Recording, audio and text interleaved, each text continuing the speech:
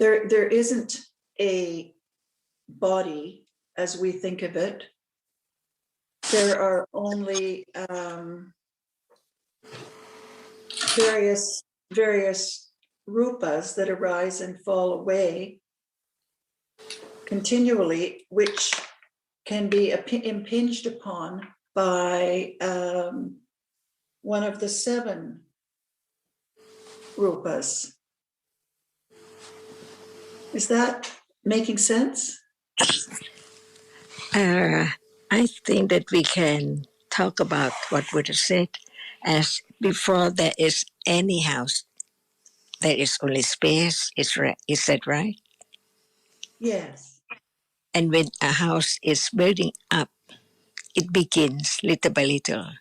That's why what we take for the whole body is that which is conditioned to arise and falls away instantly all the time. But since they are together, we take the form of that as my body or just a house. But what is there in a house? So many, many things. That's why whatever does not arise at all is not there. That's why only that which has a reason is there and falls away. And this is the way the body is. Actually, there's no body at all. There are only different realities arising and falling away. Just when one citta arises, it experiences only one object. So it's there. And we take it for seeing. See, before seeing, there's no seeing. The house is not built up when there's not that. But when something is there arising and falling away, so very rapidly, it continues to be as appearing as a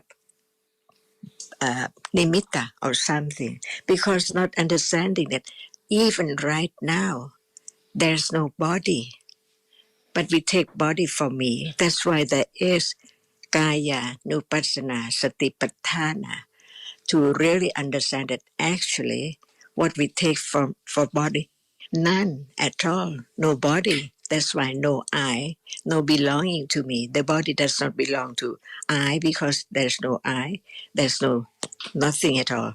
Only that which rises and falls away succeedingly, very rapidly, that it looks or seems like it's the whole body. But when there is touching, it's just a point, very, very tiny point is there. Nothing is there. Otherwise, there must be the idea of self uprooted very, very deep. That's why it cannot let go, the idea of self, so very soon or quick at all. It takes time from hearing, considering, but actually, when one hearing about no me, no thing, it really means that no one, no me, no thing at all. Only when something arises, it's there. But when it does not, or it hasn't arisen yet, where is it? Nothing at all. But there are conditions for anything to arise, and they arise very, very fast. They seem like to be together as one thing, my body, see. In order to eradicate the idea of self, there must be the understanding of no thing, because the panya, which has developed, let go other thing. At that moment, awareness is aware of just that one thing. And panya can begin to develop that other thing is not there. How can it be the whole or I, my body or my thing at all, or the whole world, my bed, my many, many belongings? But actually, the way to eradicate absolutely, completely, never to arise again, is to understand that actually there's no one from the very beginning, and begin to consider the word of the teaching that there is only one moment of citta arising. There cannot be two in the same moment at all. So one object which is there, the object of citta, which experience that only, and then gone.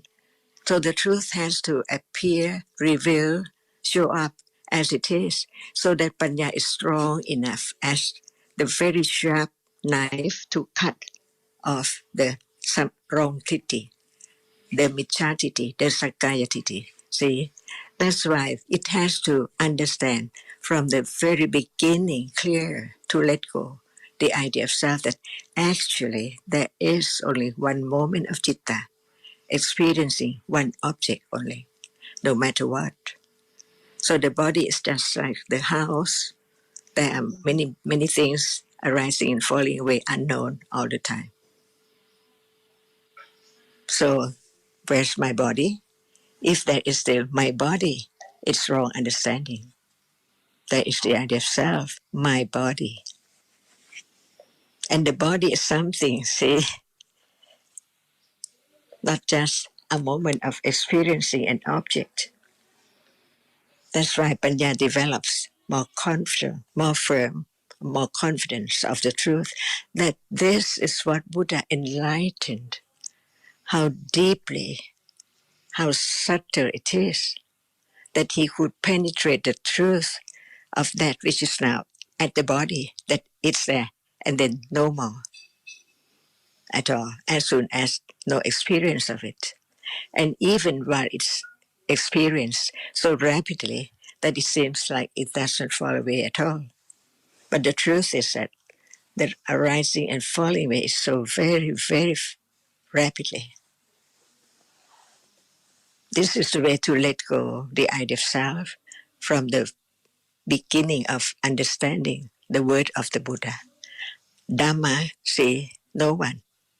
Each has its own characteristic. What is real is a Dhamma, hardness, smell, and so on. It has to arise, otherwise it's not there at all. And when it has arisen, it's fallen away instantly, unknown.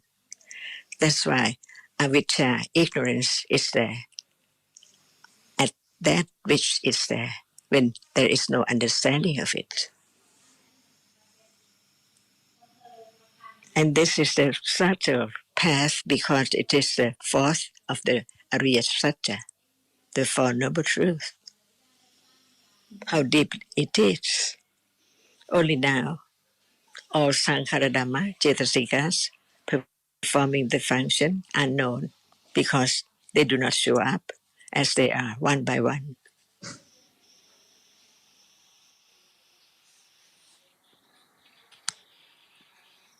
And this is in the Tipitaka about a house from nothing, from the space, built up little by little, taking everything for a house, a body, or me.